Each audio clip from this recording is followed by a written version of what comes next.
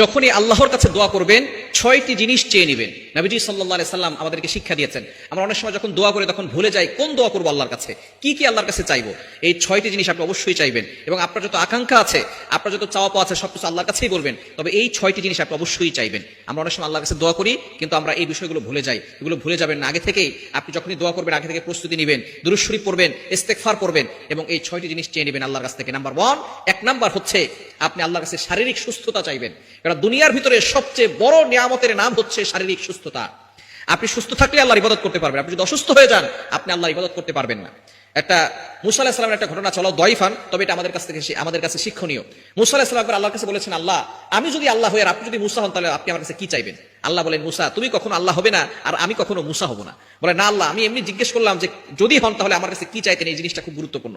আল্লাহ পাক রব্বুল আলামিন বলেছেন যে যদি তুমি আল্লাহ আর আমি যদি মুসা হই তাহলে তোমার কাছে আমি সুস্থতার নিয়ামত চাইতাম। সুতরাং পৃথিবীর ভিতরে সবচেয়ে দামি হলো সুস্থতার নিয়ামত। আপনি সুস্থ থাকলেই আল্লাহর ইবাদত করতে পারবেন। সুতরাং 1 নাম্বার, যখন আপনি আল্লাহর কাছে দোয়া করবেন আপনি শারীরিক সুস্থতার জন্য আল্লাহর কাছে দোয়া করবেন। নাম্বার 2, দ্বিতীয় নাম্বার হচ্ছে হালাল রিজিকের জন্য আপনি আল্লাহর কাছে দোয়া করবেন, যাতে করে আপনি হালাল রিজিক উপার্জন করতে পারেন, এর জন্য দোয়া করবেন। কারণ আপনার ইনকাম সোর্স যদি হালাল হয়